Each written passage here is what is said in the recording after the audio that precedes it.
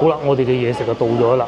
咁喺呢度使60蚊咯。咁同埋咧，內地嘅 KFC 嘅冇吸管啊，就咁飲嘅啫嚇。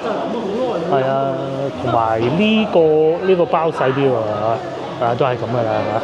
同埋呢一堆又有原味雞啦，係呢個係辣雞翅啦、無骨雞啦。我要個炒麵，要一個菠蘿包。糯米雞都好似好吸引，咁另外佢蘿蔔糕係按件計啊，唔係兩件。16蚊，大家覺得點咧？哦，13蚊更正啦嚇，我都唔記得幾錢，份量係夠嘅，同埋咧大酒店先係大酒店啊，佢又唔會做得好馬虎求其嘅。呢啲麵咧都用翻啲粗麵，然之後佢應該唔係炒嘅，應該係撈嘅啫。咁仲有2條菜，臘腸咧佢係切得夠薄嘅，咁啊膳食咪均衡咯，有蔬菜，米飯又唔會太重口味，又有肉。觀眾今日同老婆出嚟買嘢，咁咧就太攰啦，搬得唔翻屋企食飯，食肯德基。哇！呢個勁啊，84蚊9毫，6+2，2咧就汽水，6咧你有呢啲揀嘅，你睇下有雞腿堡啦。咁其實我哋已經揀好㗎啦，因為揀晒啲貴啦。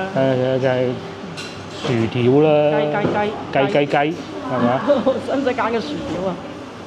唔使，仲有嘢飲品，又有雞腿堡。係啊。真係勁啊！兩個咩嘢？呢啲就係上邊6咯。咁你再揀2杯汽水唔講啦嚇。即係一人一個雞腿堡，一人一個雞翅，仲多咗仲有原味雞，仲有個甜品。甜品要唔要啊？要，梗要啦。你減咗佢唔會平啲㗎。咁跟住要杯汽水。甜品唔要你可以叫咩？條啊嗰啲咯。唔好全部煎炸啊！唔好煎炸。係啊，食翻啲冰凍啲㗎嘛。咁就係咁啦。而家呢度係咪？60蚊嚇，咁唔知邊樣加多咗錢啊？唔好理佢啦。咦？係啊。佢應該有一樣加多咗錢嘅。冇寫喎。唔知啊，唔好理佢啦。嗱，譬如好似呢個咁，佢係會加多咗錢，應該係呢個加4蚊半咯，係咪？咪啱啱好咯，明碼實價。即係冇辦法啦，咁啊包就要加錢。你漢堡包緊要食㗎啦，嚇咁嗱，俾錢咁啊得㗎啦。咁你如果唔夠咧，你仲可以揀啲甜筒啦嚇，唔揀啦，夠啦，食到傻啦，提交訂單啦。啲咧仲要唔係話想你買套餐啊會員嗰啲啊，唔係，梗係好啊！好多後生都會喺度食嘅，咁啊打下躉啊，有冷氣啊，肯德基咧就好有趣嘅，係唔會理你喺度做咩，只要你唔好開 party 食火鍋就得㗎啦嚇。係諗唔到食肯德基，如果咧喺嗰啲快餐店裏邊咧，其實肯德基嘅味道係最好嘅，係嘛？仲有一樣嘢咧，佢係好似冇升過價。係，佢冇乜點升價。我覺得以前都成10蚊個漢堡包。係啊，而家越食越平。而家又係咁嘅錢。咁啊，個 size 又唔會話細好多。以前就覺得係高級嘢。高級。好高級㗎嗰時。你知唔知第一間麥當勞？麥當勞咪就喺63層咯。3層。肯德基喺邊度啊？廣州第一間。係咪喺江南西咧？唔知啊，有冇觀眾話到俾我聽？全部都係用呢種數碼點餐㗎啦，微信小程序咁，然之後你攞單俾咗錢，佢就開始做咁啊取餐咯。佢會叫號嘅，就唔使過去嗰度企住等。食嗰啲快餐店咧，好多人食嗰陣覺得好開心呢件事情咧，冇咁普及嘅，排晒隊喺嗰度等叫食嘅。好啦，我哋嘅嘢食就到咗啦。咁喺呢度使60蚊咯。咁同埋咧，內地嘅 KFC 嘅冇吸管啊，就咁飲嘅啫嚇。係啊，同埋呢個包細啲喎，都係咁噶啦嚇。同埋呢一堆又有原味雞啦，係呢個係辣雞翅啦、無骨雞啦。點餐個哥哥仲叫我 download 一個 app， 然之後佢就可以再送多個辣雞翅。唔使住啦，等等先，食完呢度先過去講啦。豆已經清潔過，呢個咧就最傳統嗰個包咯，話冇醬嘅喂。我哋撳咗飛醬咩？哦，唔係啲醬喺呢度，呢個就薄啲喎，都有件雞肉嘅。哦，件雞肉喺呢度。哦，呢個咁簡單。係呢個簡單平啊嘛，係佢唔使加錢噶嘛。羊肚餓啦，唔客氣啦。以前啲漢堡其實肯德基係冇細過嘅，反而麥當勞係細咗嘅，唔怕講啦。你食完都夠。乜嘢？咁高。同埋全部都係肉類嚟嘅喎。而家好多後生咧，作為晚餐唔煮飯，咁咧以前咧大概食緊10蚊一個飯盒嘅時候咧，食一餐呢啲咧就好貴嘅。咁依家咧食個飯盒咧2個人咁計啊，除非你食到好平、好差、好肉酸嗰啲咧，其實使費差唔多嘅。呢個唔係辣嗰個雞腿堡嚟嘅，係脆嘅。咁個大個。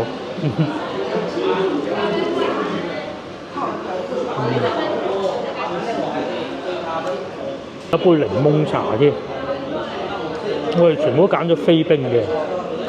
你唔揀飛冰啊？全部都係冰。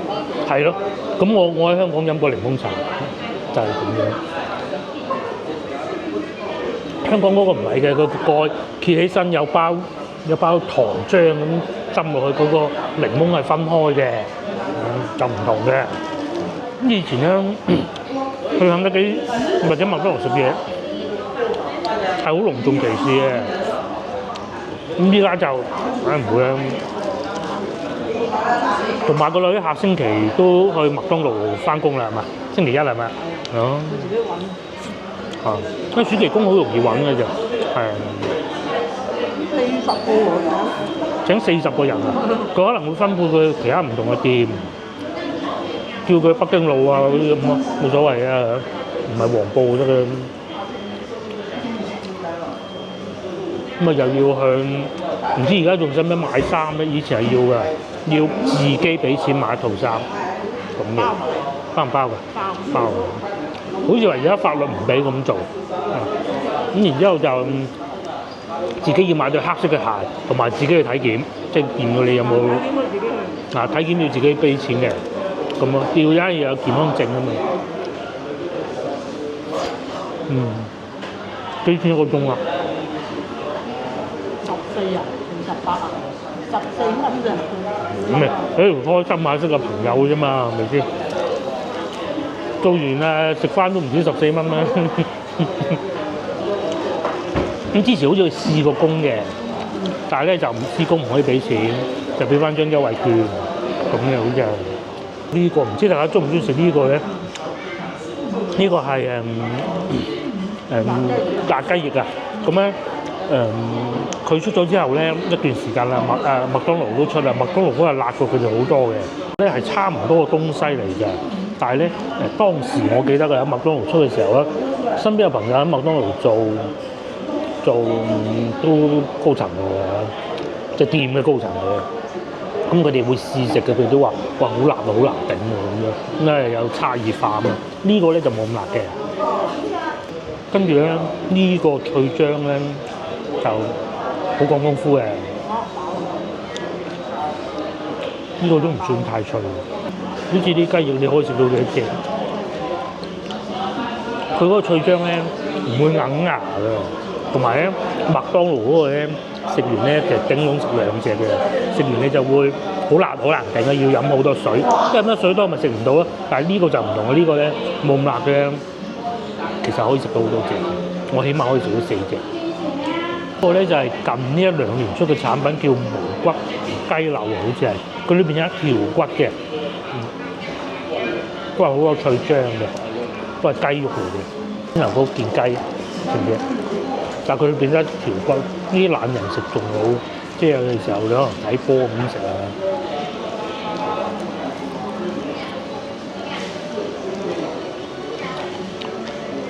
知唔知呢個係咩位？唔知啊，雞胸啊。雞胸啊，哦。雞頸後面嗰嚿，嗰三個位。肉骨咧，揾唔到肉骨，肉骨喺呢度。仲有呢個，我哋會叫原味雞，香港叫咩？好似叫家鄉雞啊，唔係好記得。係雞啊？唔係家鄉雞啊嘛，係嘛？我要講運氣睇下邊個部位，有時會唔同。我哋嗰個要求嘅。你可以要求，但係我冇乜要求。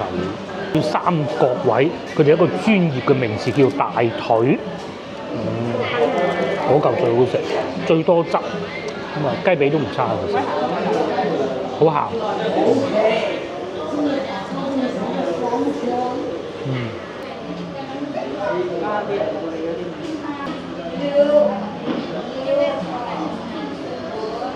食飽飽啦！大家見到裏邊係咪好多後生？咁啊，今日星期日嚟啊嚇！咁佢哋喺度做咩咧？其實咧，嗰啲咧，佢唔係嚟讀書嘅，佢係嚟打工嘅。而家嚟外地嚟廣州打工嗰啲後生咧，唔似以前，以前係民工搬泥起屋即係體力化勞動啦。我哋唔好講到咁細緻啊！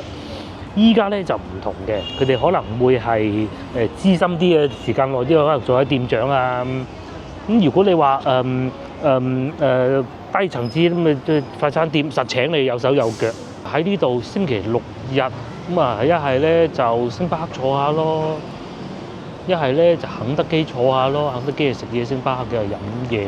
星巴克反而少人啊啦。星巴克少人好正常嘅啫。不過都有啲人坐下。因為你肯德基食飽，你係可以食飽噶嘛。係啊。咁啊好多後生嘅。有啲係嚟玩，有啲係嚟打工、讀書，可能翻屋企啦。咁啱經過，咁咪去食個餐先啦嚇。一代就唔同以前㗎啦。係啦，以前真係唔好聽，而事實上嘅都係㗎。即係你成件拆屋，咁你叫人哋讀完書去拆，唔係話除唔低嗰件叫孔乙己長衫，而係真係佢真係冇力去拆㗎嘛，係咪先？而佢擅長嘅可能會係電腦畫下圖啦。係咪？可能會係教師啊，教下啲小朋友點樣係啊？可能佢係會網約車司機都唔多啊，其實多數都係打工。如即使係有，譬如網約車司機咁，佢唔會咁太條喺裏邊食肯德基嘅。之後又可能會嚟燒烤啊咁樣 BBQ 啊，烤羊肉啊咁幾開心。咁啱喺度識到個女朋友男朋友咁啊，其實咧又唔同啊以前嗰一輩嘅諗法噶喎。你做咩唔結婚冇啊？佢哋阿爸阿媽都唔理嘅，公仔思想唔同咗啊！即係以前我哋嗰一輩咧，如果身邊有一個朋友係會同居咧，係好多人都會講佢同嗰個女仔或者佢同嗰個男仔住埋一齊啦咁係不是太好嘅。但係依家咧好多都係啊！廿幾歲未拍拖都俾人鬧啊！廿幾歲未拍拖都俾人鬧啊！依家就都有拍拖嘅，好多都即係都俾人話你未結婚啊！哇，真係好似大。係啊，就老一輩嘅諗法咯。你覺得你喂係咪老姑婆好似一個貶義詞咁嘅？係啊，咁再加上咧上一輩即係我哋呢一輩啊屋企條件有啲可能唔係太好嘅咧，你仲要賺錢，你要攞翻俾阿爸阿媽。去供啲細佬妹讀書嘅喎，太傳統啦，係嘛？咁但係呢一輩就唔係嘅啦，即係唔使問阿爸阿媽攞翻轉頭咧，都已經好叻仔叻女嘅啦。因為其實阿爸阿媽都條件好咗，佢唔使攞你嗰300-500蚊咁樣嘅，我今個月有肉食，冇呢啲咁嘅事嘅啦已經。咁佢哋而家呢一輩啲後生咧嚟到，佢哋都係會熱衷嚟大城市做工啊。唔同嘅大城市，但係同以前已經唔同啦。大城市只不過選擇多，同埋個視野係會夠廣闊一啲。係啦，同埋我老婆講得啱啊，多嘢玩。即係佢嚟咗唔係淨係夜好辛苦啊，做到嗰啲叫咩啊？一早就起身去做10幾20個鐘，唔係嘅嗱。大家先頭睇見肯德基坐滿人咁，佢哋玩手提電話啊、涼下冷氣啊咁咯。一樣嘢咧係唔記得講。咁有啲咧仲會可能係而家啲車平啊嘛，買架車先嘅3-5萬嘅二手又有，可能係貴啲嘅就10萬8萬啊，電車又得，我周圍去玩咯。生活成本平過佢香港下死。係啊，嗱，老婆講咩咧？佢哋嚟到呢度做工，廣州某啲生活成本比佢哋喺鄉下仲要平。呢個唔係講笑㗎，因為咧，我之前睇過一個博主喺北京嘅，佢話嗱，我喺北京食呢個早餐有咁嘅質素，翻到鄉下食係平啲就冇乜質素。第二去睇電影，佢話翻到佢老家全部都揾唔到，北京隨隨便便睇到有好多有打折嘅咁咯。咁啊包括有先頭嘅麥當勞咁，佢係冇嘅，得嗰啲嗰啲麥 X 機啊，咁即係嗰啲老番嗰啲咧咁咯。係啊，好搞笑，或者焦甲咁。我最記得睇嗰個博主北京嘅女仔嘅，佢話喺北京焦甲幾易得㗎，因為多啊嘛，競爭咪大，價錢咪平咯。翻到老家第一度貴排隊做得唔好，所以佢哋係更願意嚟到大城市就係咁啦。即係錢相對容易揾。第二係風氣係咁嘅，你個個喺老家，人哋反而仲話你。第三。咁啊，吃喝玩樂就多啲啦嚇，生活豐富啲啦嚇，咁嘅。啲後生咪不停咁樣嚟咯，同上一輩唔同嘅咧，唔係以前咁樣賺錢翻鄉下起大屋，唔係嗰種㗎啦，改變咗啦。咁如果有機會留得低，喺度成家立業又得，唔得可能賺到啲錢喺度開創自己嘅事業又得。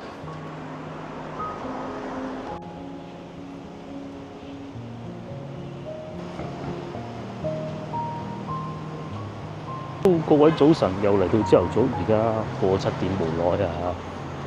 今日咧去5星級大酒店好似係4星嘅白雲賓館啊，食早餐，哇，好勁咁喎嚇！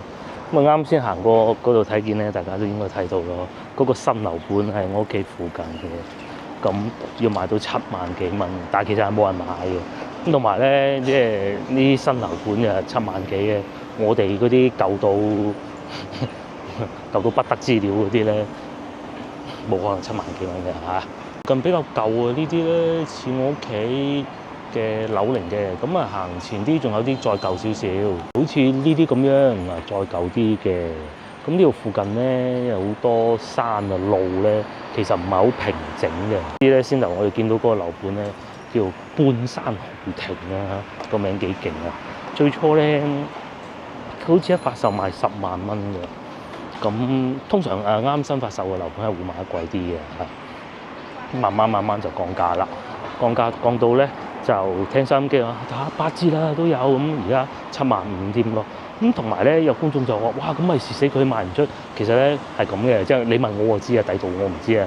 呢度咧佢呢個樓盤咧，佢好早就攞地嘅，即係當時咧好平嘅時候，嗰啲屋咧賣緊番禺嗰啲屋3000蚊1平方嗰啲。可能甚至乎再早嘅年代攞地啊，所以佢其實蝕唔到嘅嚇，贏硬嘅賣7萬幾蚊喎。而呢度就幾荒涼嘅。咁我哋搬入嚟住嘅時候咧，已經開始比較興旺。我哋91年、92年搬嚟啦。咁我大概1988年左右經過呢度，當時就覺得都幾荒涼咯。咁啊呢啲全部都未有㗎啦。咁咧，但係咧前邊我哋等陣去食嘢嘅地方咧，就出現咗好多年㗎啦。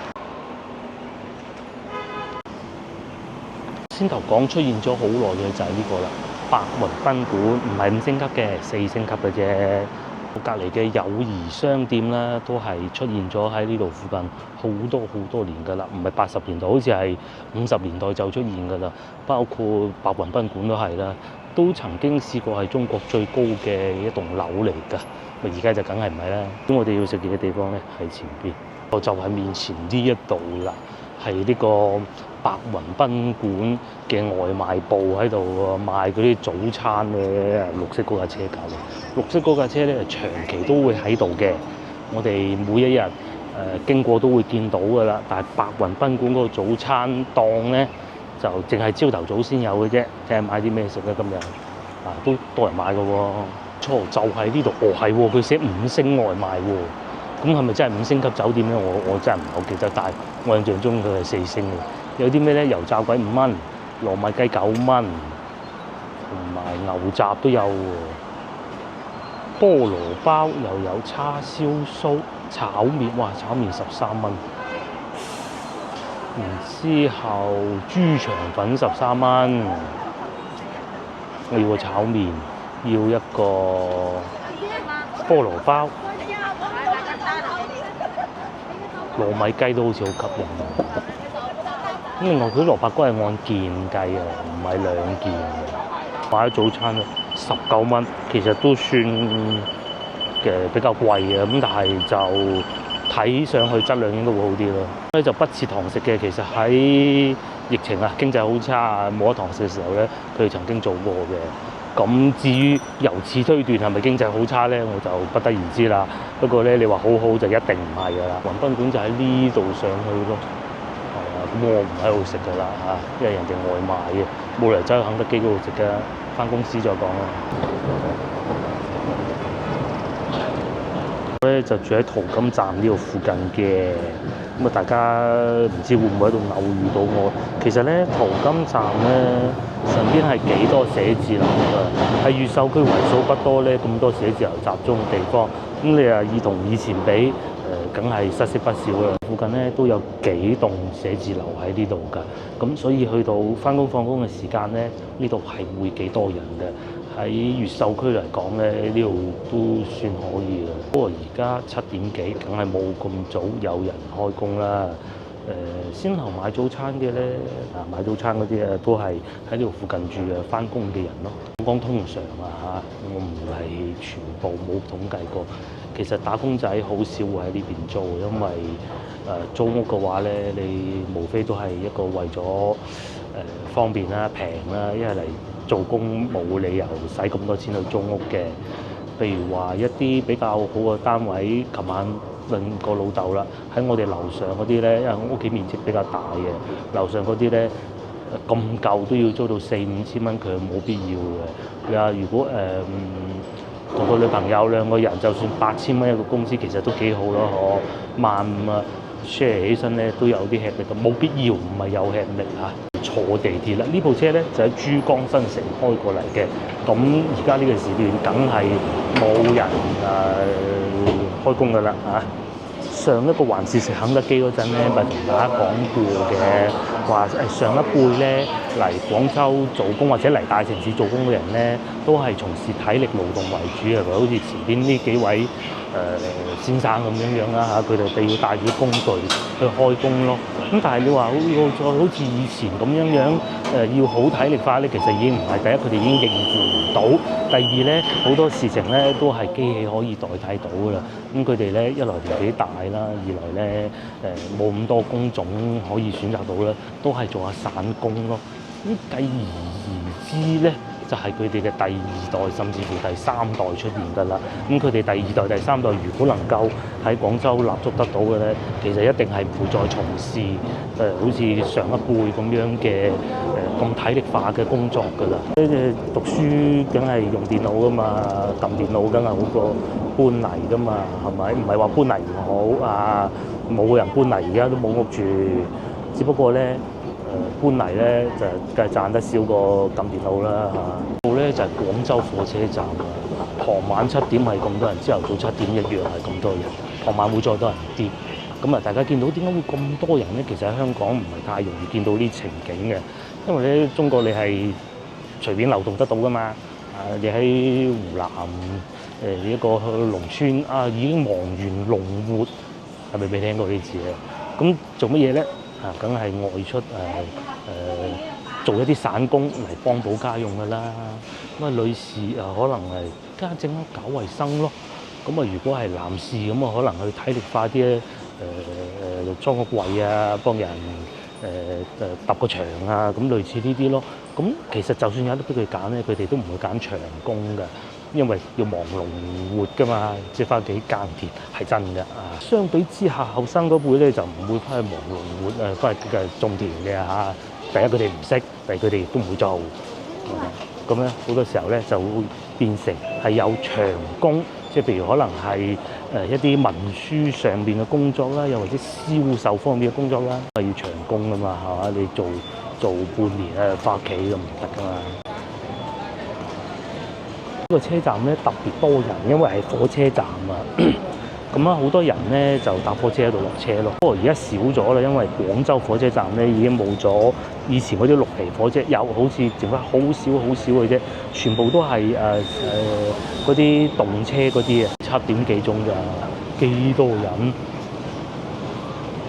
車上邊咧落咗嚟都幾多人，但係呢個公園前站同佢最旺嘅時候比咧，最多人嘅時候比咧，而家唔算多。另外先喺車上邊咧，好多人啊，都係去廣州南站坐高鐵嘅。咁我咧就喺呢度轉線，呢度轉嗱咁鬼大隻字寫住1號線，咁啊坐1號線返公司食早餐。而家放假咁有好多嚟打工嘅人咧，佢哋可能會有第二代，咁啊而家咧就叫佢哋嚟廣州人玩咯。放假嘛，呢啲咧就唔同琴日我哋見到喺肯德基打躉玩手機嗰啲嘅，嗰啲咧就一來未生小朋友啦，二來咧佢哋又冇咁得閒嘅，都係週末先放假嘅。真係門口上館真係5粒星嘅喎，咁啊真係5星級早餐啊！公司咧就係一個開放式嘅茶水間喺度食早餐嘅。如果唔喺外邊食早餐咧，我就會翻到嚟咁樣食咯。咁啊，第一次食呢個白雲賓館早餐，不過菠蘿包好似已經甩甩地啦。喂，呢個咧先從呢個開始啦，有一個辣醬啦，有啲筷子啦、餐具啦。呢份早餐咧16蚊，大家覺得點咧？哦，13蚊更正啦嚇，我都唔記得幾錢啦。份量係夠嘅，同埋咧大酒店即係大酒店啊，佢又唔會做得好馬虎求其嘅。呢啲麵咧都用翻啲粗麵，然之後佢應該唔係炒嘅，應該係撈嘅啫。意思咧煮好嗰啲麵，擎乾水，然之後撈完佢咧，再擺落個鑊度過一過咁嘅好處係冇熱氣咯。但係其實唔係炒麵嚟嘅，有時候自己屋企咧其實都可以咁樣試下嘅。我最初唔識炒麵嗰陣都係嘅，煮好啲麵，然之後咧就攞啲豉油撈咗佢先，其實嗰個狀態已經食得㗎啦嘛。跟住再擺落去嗰個鑊度揦佢咁就得㗎啦。好乾啊，要飲杯水先得。味道係唔錯嘅，但係超級乾到好離譜嗰種啊！哦，嚟試埋個菠蘿包，係菠蘿包唔係菠蘿油，冇牛油㗎。咁啊普通係啊，就係我哋喺市場啊買到1蚊半一個嗰種咯，係啊，一模一樣。咁佢度3蚊咯，5星級酒店啊。嗱，5星級嘅早餐就係咁啦，大家睇上去嗰一點啦。咁當然啦，呢個只不過係其中一款啫，可能其他會好好食，我未試過。咁但係我相信其他人如果經常有食開炒麵嘅咧，食到呢個炒麵，可能真係會有啲失望咯。我就幾失望嘅，因為咧喺呢度對面回民飯店，中午有時我都會去嗰度買個炒麵食，嗰度咧就比呢個表現要好啲啦，可能早啲去會好啲。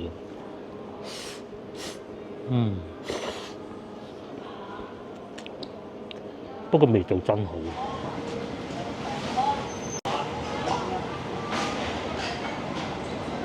又嚟到午餐時間，今日早啲食啦，今朝食得唔係好飽，而家11點半都未夠啊！咁啊，今日嚟食咩咧？食蒸飯，又係坐喺路邊，上邊整把遮呢種。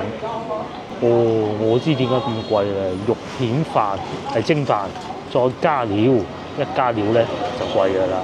咁啊31蚊，同埋呢個勁啊！亞洲汽水咧就係本地街坊嘅美食啦。叔叔咧都會喺度食午飯嘅。大家知唔知係咩蒸飯咧？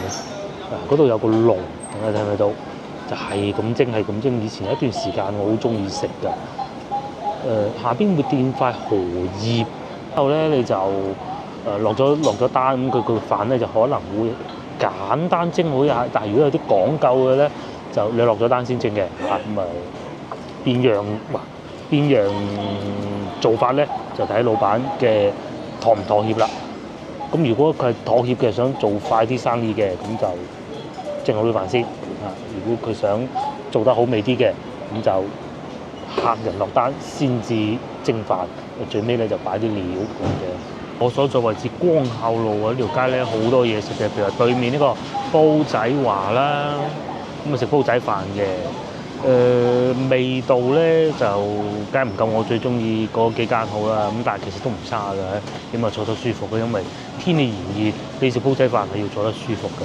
咁第二前面有個麵包鋪，同埋仲有便利店咯。後邊大名鼎鼎嘅榮生姐姐煲，而家呢個時間已經要等位啦。咁同埋呢條路咧，其實係好多警察先生會抄牌嘅，但係好多人咧都係會。為咗找尋美食㗎嘛，所以咧就停埋架車喺度。另外仲有嗱呢啲咧就已經做不下去了。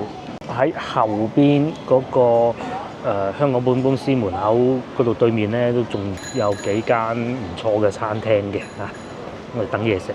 我坐咗喺度都幾分鐘啦，好單。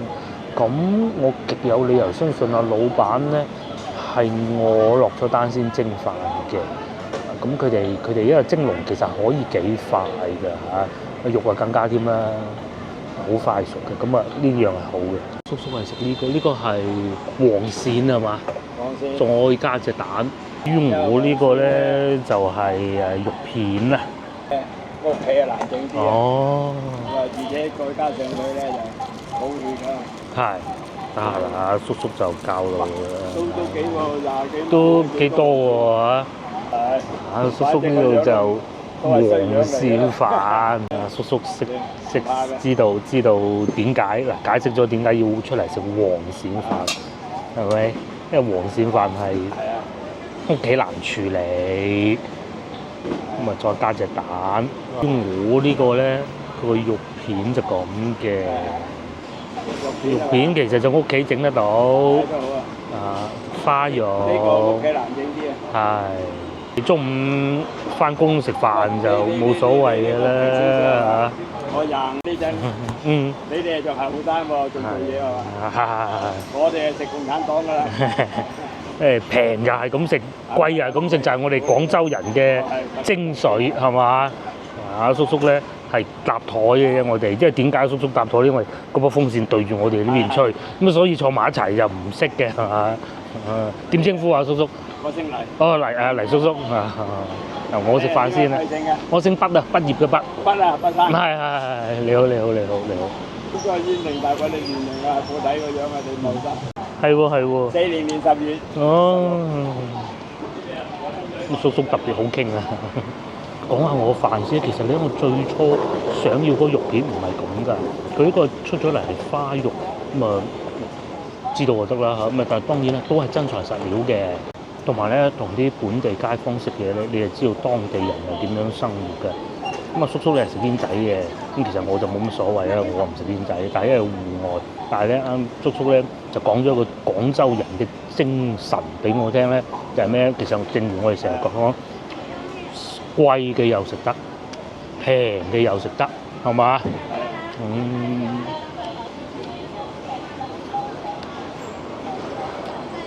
嗱，就算而家咁樣坐喺路邊食，一樣可以好開心，係嘛？開心啊！係啊，咁你越再熱啲咁啊，坐室內啦，咁係啊，熱到我最平又去食，最貴又去食。最平又食，最貴又食，嚇。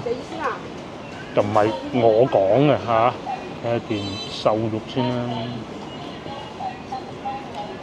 冇醃過啲瘦肉，完全冇醃過。咁啊，但係如果淨係點一種味道嘅話咧，其實就係臘腸會好過肉片嘅。又或者好似阿叔叔咁樣點一個黃鱔飯，佢就唔係煲仔嘅，煲仔咧可能會熱氣少少嚇，係。天時冷咧就好少少。天時冷直就好。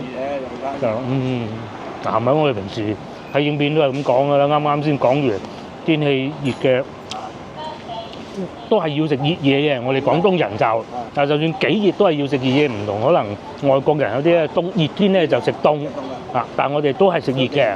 咁但係如果天氣好熱咧，就盡量唔好食太離譜嘅湯啊嗰啲就最好唔好。但係天氣凍啦，咁我哋就會打煲，打個煲。嗱呢度都好似有打煲嘅夜晚黑係嘛？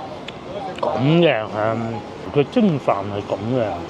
正如先頭我所講，係咪有塊荷葉喺下邊先嚇？咁咧，啲飯蒸出嚟咧就會有啲荷葉嘅香味啊。咁啲飯咧又唔會話好乾硬，又或者好濕，啱啱好。佢特別米做嘅，特別啲靚啲嘅啲米。咁嗱，食蒸飯咧就食靚米嘅，米就唔好要咁差。如果差咧，個蒸飯就唔好食嘅。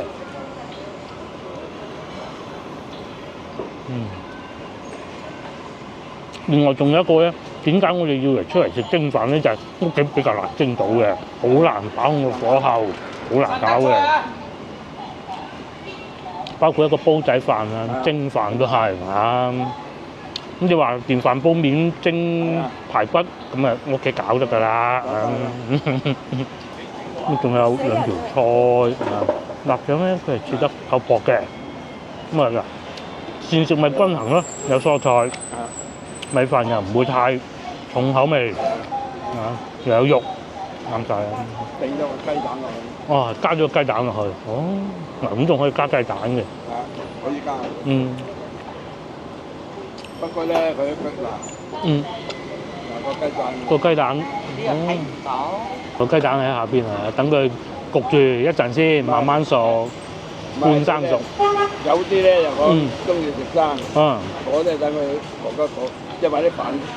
嗱，嗰啲飯熱住佢半生熟嗱，呢啲又係我哋平時影片拍攝俾大家睇啊，係咪先？冇花架咁就係廣州人就係咁，就唔係我講嘅，係咪？係啊。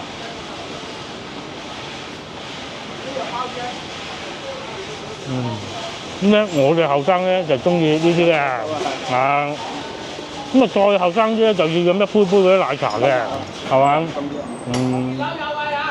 咁呢啲就係少量嘅差異啦。即係一日咧食25個品種嘢。25個品種。因為咧每樣嘢都有啲營養價值同埋啲元素。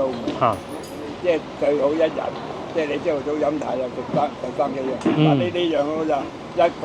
有蔬菜。有肉。仲有3個。有菇菌。辣椒米飯，咁已經6、7樣食物啦。咁啊早午晚3餐，咁啊膳食均衡。最好25個。最好25個。咁朝頭早啊飲茶飲茶咧就唔係為咗食嗰件點心有幾精彩，係嘛？都要食，都要飽肚。但係咧就坐係同啲老友記傾下偈。茶咧一個細個茶咧，佢有元素嘅，有啲茶多酚啊嘛。茶多酚啲茶裏邊，嗱廣州人飲茶就咁啊，係飲茶啦，係嘛？飽啦，啱先同阿叔傾咗好耐。咁阿叔咧就講，平時咧佢住喺呢度附近㗎，平時咧就梗係朝頭早去飲茶啦，呢個係唔變㗎啦。咁去邊度多咧？就去樂淘軒，即係上次我哋去嗰間咧，就喺後邊街嘅。我叔叔都話：你估真係為咗食嗰碟點心咧，坐下嘅，有個地方可以傾下偈。因為點解咧？通常咁嘅年紀嘅叔叔咧，啲後生肯定係要翻工嘅。對住兩老，咁你點咧？甚至乎可能有個已經走咗啦嚇，呢個我唔知啊嚇。咁你梗係要揾人傾偈，咁個人先開心啊嘛。所以咧。飲茶係為咗傾偈同埋飲茶嘅嚇。第二，咁叔叔咧就講話，如果唔去樂淘軒去邊咧？會問第一個。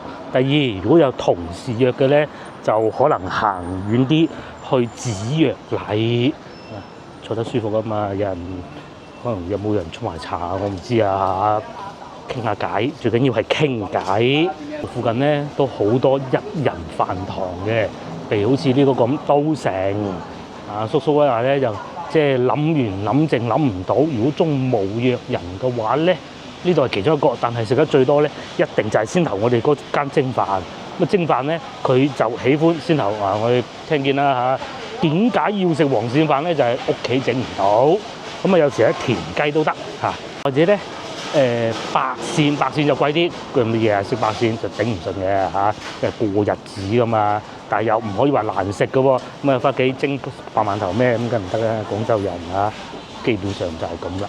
咁呢啲咧就係我哋廣州人嘅生活，唔係話一定係要食到好貴，貴都會食啊。同啲老友去爭下埋單嗰啲，咪食好啲啦嚇。條路咧就光孝路啦，咁啊帶大家附近行下。另外先頭同阿餐廳老細，由於不願意上鏡，但係佢願意講，佢就話佢哋呢間店咧其實已經做咗30年㗎啦，超過，而且咧仲要係用呢個名。但係如果唔係計用呢個名開始咧，以前喺斜對面，我唔知佢講邊度啦嚇，就賣燒鵝嘅，就嗰個櫃裝住咁樣嚟賣嘅燒鵝嘅啫，就喺呢度啦。先頭咧就係同阿叔叔咁樣坐住喺度食，阿叔叔仲喺度嚟食緊，幾開心。咁啊睇下手機啊，咁啊老人家食翻支煙仔咁樣咯嚇，最緊要活得自在4個字。咁佢都有問我，喂，你介唔介意啊生？咁我係冇所謂啊，係嘛？咁嘅幾旺場啊！後嚟咧，我哋繼續睇下啲打工人中午係點樣生活咧，強調少少咧，係有個寫字樓嘅，帶大家去睇下啦。工人咧就通常叫外賣㗎噃，咁啊有啲會落嚟食，但係以外賣居多，尤其而家天氣熱嚇，更喜歡會喺辦公室裏邊食。食完之後咧，咁啊一來可能午休一下啦，二來玩下手機啦，咁嘅佢哋就唔願意好似先頭咁樣去排隊去等，到時晏咗咁點辦咧？老闆話你點解走咗去邊度？唔得噶嘛，係咪？咁啊仲有一種食法咧，好似呢啲咁啊兩餸飯，咁但係咧我哋廣州咧就有少少唔同，但係其實個原理係一樣嘅，譬如話4分2熟23蚊，咁佢咪會揀咯喺嗰度，其實同兩餸飯一模一樣啊！我唔會影鬼人哋啦嚇，咁啊攞完之後咁咪坐住喺度食咯。其實就係兩餸飯嘅，冇任何區別嘅。大家想唔想睇我食兩餸飯啦？下次同大家食啦嚇，坐喺度咁啊同啲其他打工仔傾下偈咁咯嚇。邊仲有幾間餐廳啊腸粉嘅，咁嚟到呢度咧右前方呢間咧就貴價啲㗎啦。咁啊朝頭早有時想坐得舒服啲咧，我就會喺呢度食個茶餐嘅。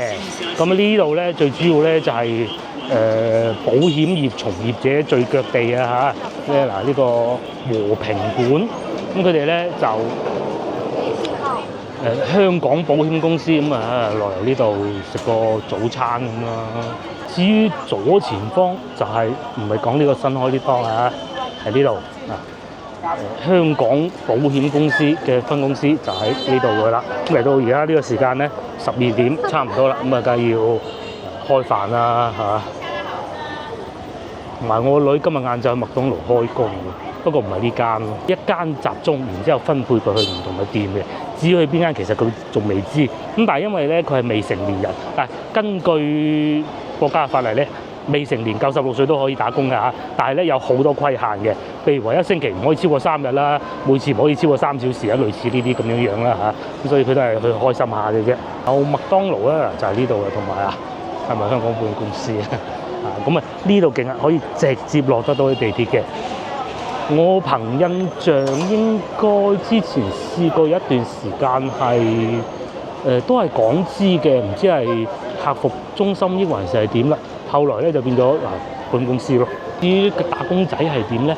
呢啲係送外賣嗰啲唔關事嘅。咁佢哋係會咁嘅，前邊嗰度一堆人坐住喺部電雞嗰度，佢哋係做咩咧？佢就係外賣哥哥嚟嘅。不過外賣哥哥咧就最繁忙就呢個時間㗎啦。攞咗餐咁，然之後咧就送到過嚟，咁啊客人咪落嚟攞咯。咁啊講個手提電話號碼號234，咁啊講4個就得㗎啦嚇。咁啊落嚟攞佢嘅餐咯，咁啊上去食飯啦。咁有啲寫字樓咧係俾上去嘅，咁啊呢個係俾嘅嚇，因為保安哥哥係話俾你聽。咁仲有一個辦法係點咧？嗱，見到嗰棵樹擺滿好多1袋2袋，係咩回事咧？就係嗰啲外賣啊，擺晒喺棵樹嗰度，其實唔係好衞生嘅，就正前方嗰度。咁啊有啲人咧就唔會喺寫字樓食，因為始終咧佢係保險公司，咁啊保險公司如果要傾生意嘅。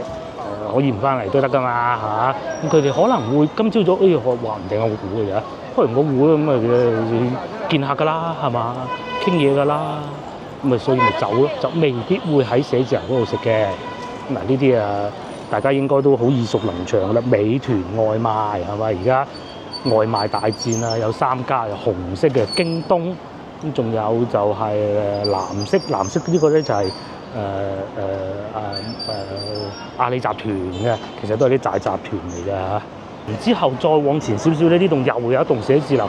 其實喺越秀區咧，好似咁樣嘅寫字樓，其實真係並不太多嘅啫，即係比較高端啲咁多。見得下人嘅寫字樓咧，全部都係啲舊屋改建嗰啲咧，唔係好掂。呢度就唔同啦，因為地鐵上蓋啊嘛。喺地鐵落成嘅時候咧，佢哋已經規劃好㗎啦。咁如果我冇搞錯，呢兩棟樓咧，呢一棟樓咧，其實都係廣州市政府嘅。咁啊，前邊大家見唔見到一堆人？見唔見到？又係嗰啲外賣哥哥喺度送外賣啦。主要咧都係嗰3家啦嚇，係咪？佢哋好趕時間，咁有啲咧就可能自己送嘅，但係好少啦已經，就係咁啦。咁呢條街咧其實係好多港資公司嘅，真係難得嘅。譬如前邊仲會有匯豐嘅，匯豐銀行嘅。如果再往前行咧，仲有西門口廣場添，就係中山路徑頭正前方行過去，咪就係紫航路啊、光塔路嗰個方向咯。對面又係地鐵站嚟嘅。咁對面咧寫字樓工嘅人咧就少啲落過去嗰邊食嘅。行遠啲咪過去嗰邊食咯。嗱，匯文飯店就斜對面啦，先頭叔叔講嗰個。至於呢度就係先頭所講送外賣好繁忙嘅情景，因為時間就是金錢。送外賣嘅哥哥送多一單係一單，如果唔係晏咗唔掂噶嘛。唔上樓又唔上樓嘅好嘅。由正前方有條路，啲車打橫行嗰度咧，嗰度其實係人民路嚟㗎。咁如果往左轉一路行到尾咧，係可以去得到人民南路，即係睇南方大廈嗰個方向咯。不過就行好遠嘅。咁再往前行咧，就西門口廣場。但係比較有趣嘅咧，就係西門口廣場其實係唔近西門口地鐵站嘅。度咧都有幾間茶樓，但係就唔係先頭嗰啲阿叔叔去食嗰啲，即係佢認為。因為佢啲叔叔有時候要咁嘅，咁佢就會揀咯。有啲咧就俾嘅，咁佢會寫住嘅有好多香港觀眾就話：哎呀唔得㗎，咁你要識揀啊忍受唔到你要識揀啦咁人哋幾廿年㗎啦。先頭阿叔講，佢問我幾多歲，咁我同佢講啦。跟住佢話：我食煙嗰陣你未出世啦，咁好客氣講得。跟住佢講完之後，我講話我未出世，我媽未出世，佢食煙嗰陣食咗幾廿年。過馬路再講，咁刺激啊！喺度聞埋菜添，真係聞所未聞啊！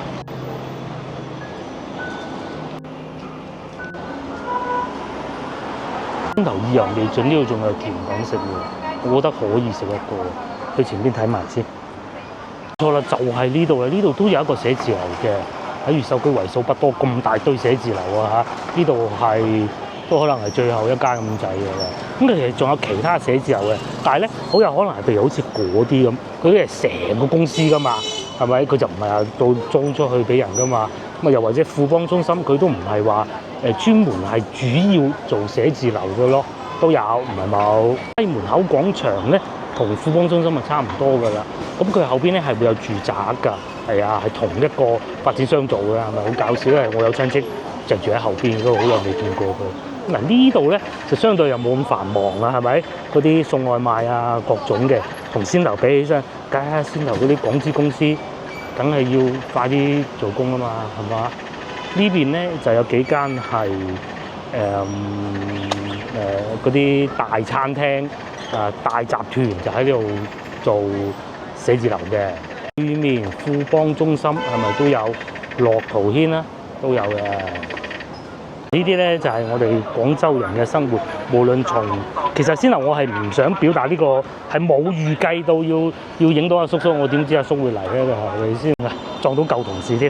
即係我哋成日講咧話有個舊同事以前係搬貨嘅，咁啊試過有一次搬貨嘅時候，俾人蝦，咁咧佢哋搬貨好大力噶嘛，仲要一嚟7個人添，咁啊喺後邊部車走上嚟，做咩開咁慢嘅？咁蝦我哋嗰個走咗嗰種咯，好搞笑啊！范師傅我哋會叫做好壯健嘅。食嘢先，個甜品再講啦，梗係呢度最平，梗係綠豆沙啦，桂花凍，其實補貼咗之後都花生糊哇平喎！公仔中午咧，如果食完飯唔想咁快翻上寫字樓，即係你仲有時間，其實係會食碗甜品嘅。咁呢度純係甜品，都有啲小食嘅呢邊。呢啲正啊！哇，不過我一個人食唔到啊！又或者上邊紅豆沙湯圓，我要一個紅綠豆海底椰12蚊，開心啊！其實喺呢度附近咧，有我以前喺天洗衣嘅同事都有幾個嘅，包括以前去落鋪頭收錢嘅，唔該，落去收錢嘅阿葉生，我記得啦嚇。又或者我啱先見到嗰個咧係揸貨車送貨，佢係車隊長嚟嘅，原來都係住喺呢度附近，今日好開心。而且咧，原來咁近啊！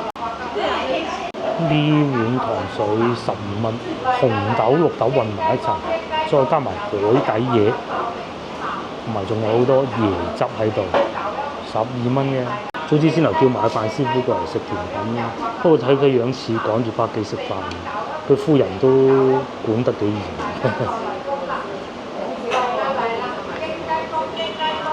紅豆綠豆。佢又唔算話好溶，但係咧有沙沙綿綿嘅口感，恰到好處。咁另外咧，廣州人食甜品咧最緊要係咩咧？最緊要咧就係唔好太甜。佢呢個都係可以做得到嘅。如果講得極端啲咧，會叫唔好甜，唔得嘅。正。試下個海底椰。